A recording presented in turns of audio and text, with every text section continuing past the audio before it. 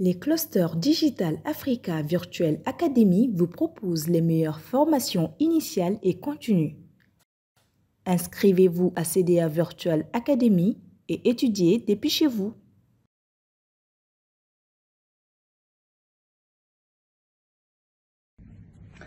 Bonjour chers étudiants de la promo entrepreneuriat.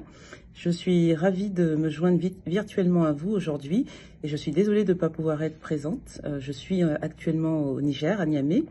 En tout cas, je voudrais commencer par vous féliciter. Féliciter pour l'obtention de votre diplôme et pour le travail acharné que vous avez mené pour obtenir ce diplôme.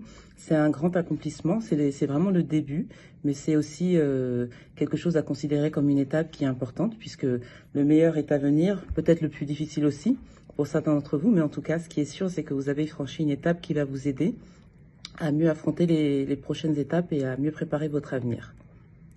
Alors, je voudrais vous donner une série de conseils.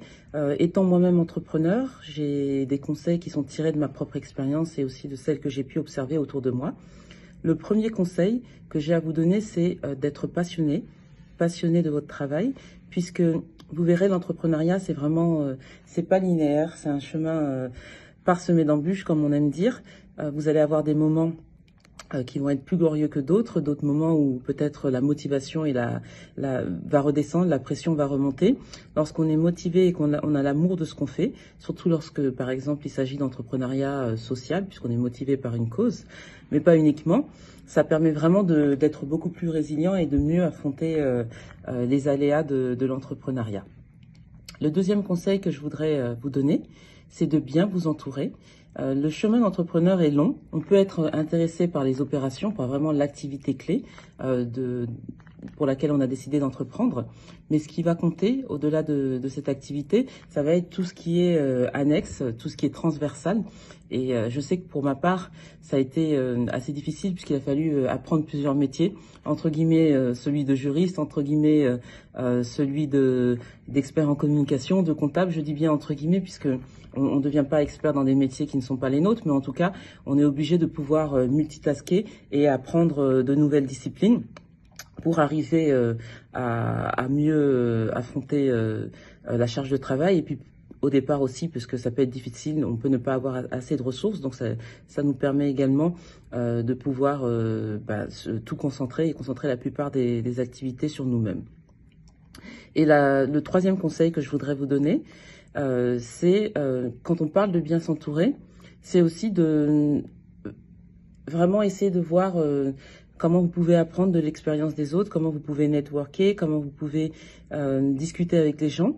Ce qui est important, puisque c'est vraiment l'entrepreneuriat, c'est comme je disais, c'est un long chemin.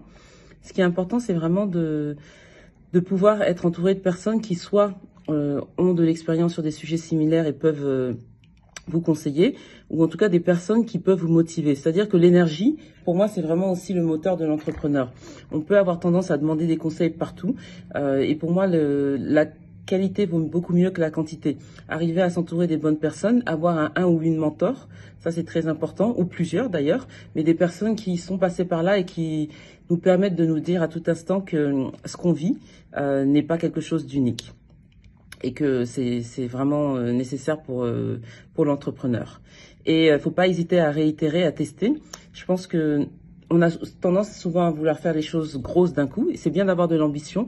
Moi, ce que j'ai tendance à me dire, c'est que dans notre planification, c'est bien de voir long terme, mais dans l'application, il faut pas hésiter à faire des pilotes, c'est-à-dire faire des petites choses qui vous permettent de tester certaines hypothèses, réitérer, recommencer, arrêter, refaire, changer, etc.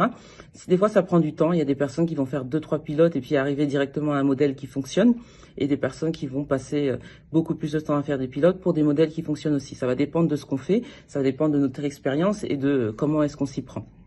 Donc ça, c'est très important.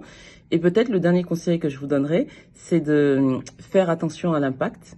Donc essayez de voir comment est-ce que vous pouvez traquer votre impact de manière qui soit assez rigoureuse. Il y a des manières qui sont très rigoureuses recommandées par des économistes. Ça, c'est pas forcément à faire au départ, mais en tout cas, on sait qu'il y a énormément d'entrepreneurs. Beaucoup travaillent sur les mêmes sujets, des thèmes qui sont récurrents et qui reviennent très souvent. Ce qui va faire la différence, ça va être l'impact qu'on a. On a tous déjà vu toutes ces organisations qui pullulent et qui se fondent sans savoir concrètement est-ce que ce que ces organisations font a un impact sur le public qui est visé. Donc c'est le dernier conseil que j'ai à vous donner. Encore une fois, félicitations et je me réjouis de vous rencontrer très bientôt, peut-être en personne à Bamako. Bonne journée à tous et bon courage pour la suite. Les clusters Digital Africa Virtual Academy vous proposent les meilleures formations initiales et continues. Inscrivez-vous à CDA Virtual Academy et étudiez depuis chez vous.